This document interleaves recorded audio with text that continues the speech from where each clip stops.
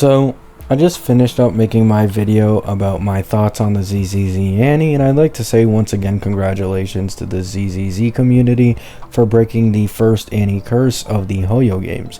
However, I recently made a community post that I thought, why not make this topic into a video, right? Now, I understand, for people who don't really pay attention to leaks all that much, Phainon does look underwhelming, right?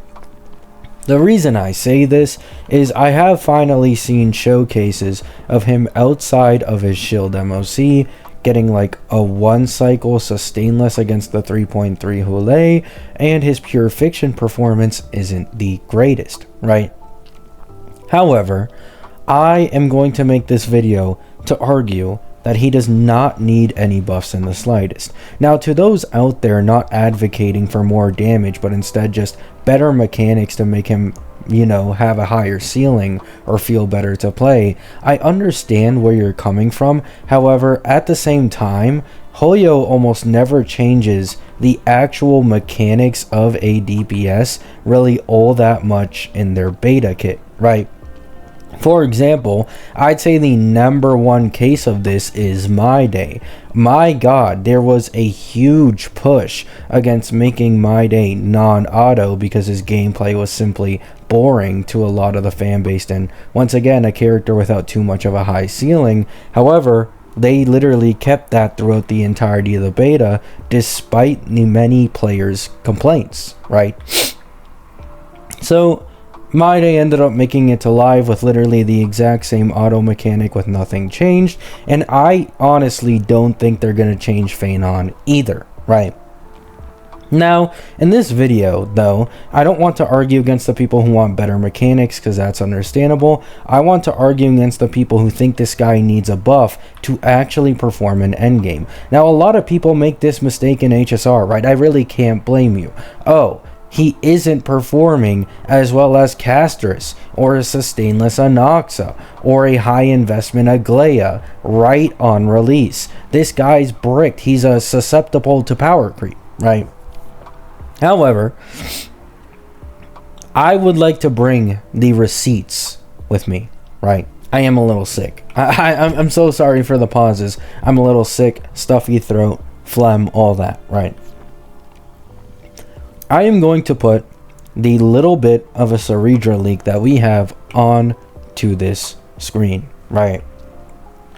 And I hope many people will understand finally why it is that Phainon doesn't look too hot or compete with the top characters in the game currently, right?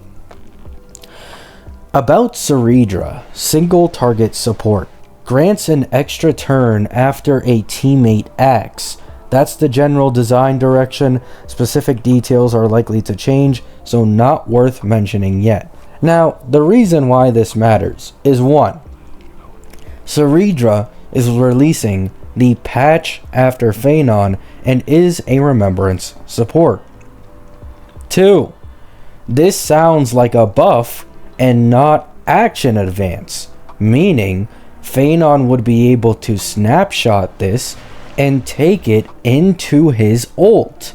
And if you remember, his special turns aren't extra turns, they still eat up AV, meaning they perfectly synergize with this Ceridra ability, which will likely lead to him getting double the turns in ult if you have a Ceridra, right?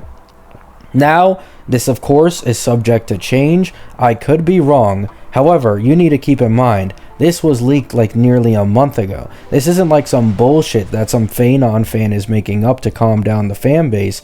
We have known this before we even fully knew Phainon's kit.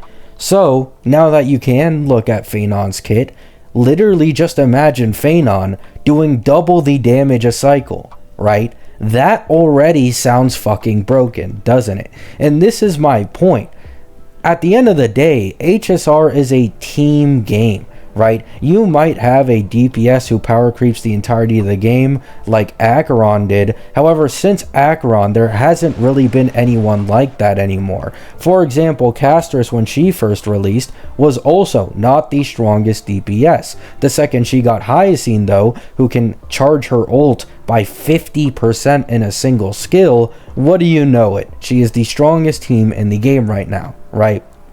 So I would like to ask people, please just calm down a little, give it time, right? Maybe they will buff Phainon. I truly just don't think he needs any. And by the way, before people think I'm just hating on Phainon because he's a male and he's broken, I said this same thing for Castress when Castress was in a worse state in her earlier versions than Phainon is in his current versions compared to the other top DPSs. This is a sentiment I've shared with a previous DPS, and it's a sentiment I share with Phainon, right?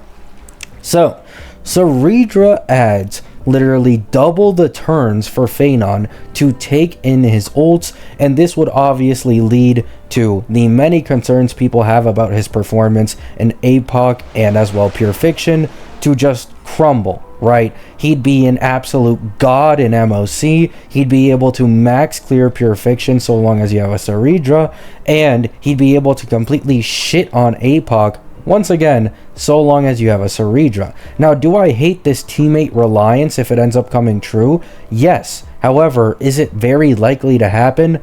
As well, yes. Right? After this, we have another best in slot teammate being SP Donhung for Sustain. And once again, this character was leaked before we got any details about Phainon's kit. Right? SP Donhung can apply buffs that allow teammates to summon a dragon. This summoned dragon is considered the teammate's summoned creature. Therefore, after Phainon activates his ultimate, if the teammate leaves the field, the dragon will remain because it is Phainon's summoned creature. So, there are some things we should go over here.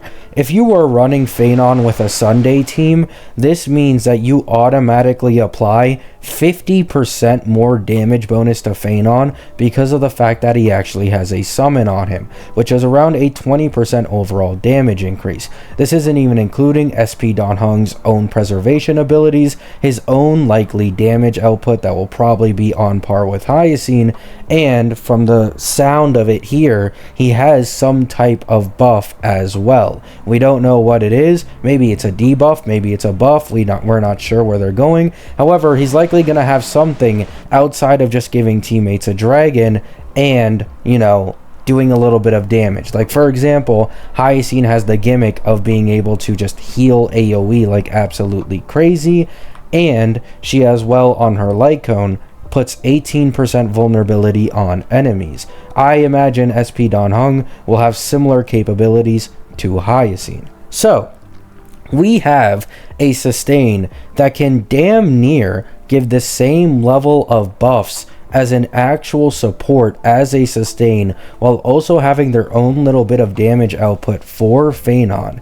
We have a support who can literally give Phainon double the turns during each ult and even outside of ults, not only making his ult turns last twice as long, but also his ability to stack his ult back up even faster. What have we learned today? Well, what we've learned is that this guy will be fucking busted. Even if he doesn't get buffed at all, literally the second Saridra drops, I'm not even going to say SP Donhung, he's 3.6, 3.5 Saridra drops, I've got my money that he will be the strongest DPS in the entirety of the game. Now, this is assuming, once again, there is no restrictions for Saridra's buff for the extra turn. However, there shouldn't be. They literally have to put some type of anti-synergy in her kit for Phainon not to be able to take full advantage of it. And it just lines up perfectly with her being the patch after and Phainon being the best DPS in the entirety of the game to take full advantage of Saridra's extra turns. So, let me know what you guys think. This is just my thoughts, right? At the end of the day, I could be wrong. I could be proving wrong. I understand that. We will let time tell. However, this is my current stance on it, and I truly don't think that I'm going to exactly change my mind. Phainon does not need a buff, and he will likely be the strongest DPS in the entirety of the game by 3.5, even stronger by 3.6, and March will go through the exact same cycle. March 7th will drop in 3.6 as a DPS, not be as strong as Phainon or some of the other DPSs, and then the second Siren drops, she'll probably be on the same level as Phainon, if not a little stronger. That is simply the endless cycle of team building in Honkai Star Rail. Love you all. Hope you have a great day. Hope you have a great night. Peace out.